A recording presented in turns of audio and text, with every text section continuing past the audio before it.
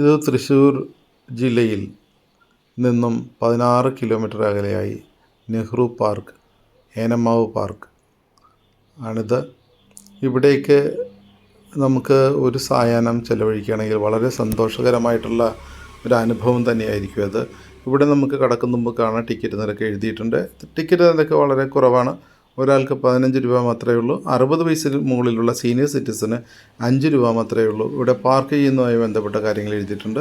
Ticket കൗണ്ടറിന് മുന്നിൽ park ചെയ്യാനാവില്ല, പക്ഷേ നമുക്ക് സൈഡിൽ 3-4 കാറുകളൊക്കെ പാർക്ക് ചെയ്യാനുള്ള സൗകര്യമുണ്ട്. ഞങ്ങളിവിടെ കാറ് പാർക്ക് ചെയ്തു. അത് അവിടെ കാണാം. ബോട്ട് സർവീസുമായി ബന്ധപ്പെട്ടൊരു ബോർഡാണ്. ക്രൂസ് ഇവിടെയുണ്ട്. അത് നമുക്ക് ഫാമിലിയായിട്ടൊക്കെ ഒന്ന് പുഴയിലൂടെ ചുറ്റിക്കറങ്ങാൻ പറ്റും. നമുക്ക് ഉള്ളിലേക്ക് കയറി എന്തൊക്കെയാണ് ഇവിടുത്തെ വിശേഷങ്ങളെന്ന് നോക്കാം. അതാ ഒരു കോട്ടേജ് പോലെയുള്ള ഒരു നിർമ്മിതി. ഇതിൻ്റെ ഉള്ളിൽ ചില ആൾക്കാരൊക്കെ ഇരിപ്പുണ്ട്.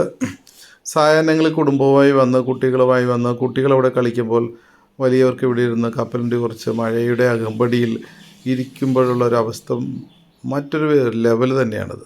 ഇവിടെ മരങ്ങളുണ്ട്. ഇവിടെ ഒരു ചേച്ചി വളരെ ഗൗരവക്കാരിയാണ്, എന്നാലും എല്ലാ കാര്യങ്ങളും നന്നായി പറഞ്ഞു തരുന്ന ചേച്ചിയാണ്. നമുക്ക് ഇവിടെ കാര്യങ്ങളൊക്കെ എഴുതി വെച്ചിട്ടുണ്ട്.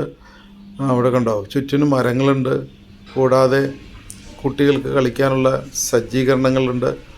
ഇവിടെ ഒരു മങ്കിച്ചേട്ടനുണ്ട്. അവിടെ വേസ്റ്റ് ബിന്നുണ്ട്. എല്ലാം നന്നായി മെയിൻറ്റെയിൻ ചെയ്തിരിക്കുന്നത് കൊണ്ട് കളർഫുള്ളാണ്. പെയിൻ്റ് അടിച്ച് വളരെ മനോഹരമായി ചിട്ടയോടെ അടുക്കി വെച്ചിരിക്കുന്ന രീതിയിലാണ് ഓരോ കാര്യങ്ങളും ഇവിടെ. അവിടെ നമുക്ക് കാണാം ഇതിൻ്റെ പിന്നിൽ പുഴയാണ്. നമുക്ക് ഒന്നുകൂടി മുന്നോട്ട് നടന്ന് നോക്കാം ഇവിടെ എന്തൊക്കെയാണെന്നത്. അതാ ഒരു കൂട്ടം കുട്ടികൾ, കോളേജ് കുട്ടികളാണെന്നറിയില്ല, ആരൊക്കെയോ ഫോട്ടോ എടുക്കുന്നു. അവർ വളരെ സന്തോഷത്തിലാണ്. അവരുടെ പിന്നിൽ പുഴ കാണാം. നിറഞ്ഞൊഴുകുന്ന പുഴയുടെ മുന്നിൽ നിന്ന് അവർ ഫോട്ടോകൾ എടുക്കുകയാണ്. ഈ പുഴയാണ് കരുവന്നൂർ പുഴ. ചാലക്കുടി പുഴയുടെയും അണലിപ്പുഴയുടെയും ശാഖകളായ തോടുകൾ ചേർന്ന് രൂപം കൊണ്ടതാണ് ഈ പുഴ. തൃശ്ശൂർ ജില്ലയിലെ ഒരു പ്രധാന പുഴയാണിത്. കൃഷിയിടങ്ങൾക്കും ജലസേചനത്തിനും ആധാരമാണ് ഈ പുഴ. നമുക്ക് കണ്ടോ പല ആൾക്കാർ ഇവിടെ വന്ന് ഈവനിങ്ങിൽ ഇവിടെ വന്നിരിപ്പുണ്ട്. വളരെ മനോഹരമായ പച്ചപ്പ് നിറഞ്ഞ എന്നാൽ പുഴയുടെ സാന്നിധ്യമുള്ള വളരെ മനസ്സിന് കുളിർമയേകുന്ന ഒരവസ്ഥ പ്രദാനം ചെയ്യുന്നു എന്നുള്ളതാണ് ഇതിൻ്റെ ഒരു പ്രത്യേകത. ഇരിക്കാൻ ആവശ്യത്തിന് സ്ഥലം കൊണ്ട് കണ്ട ഒറ്റപ്പെട്ടൊരു പുഷ്പം നിൽക്കുന്നത് പോലും മനോഹരമാണ്.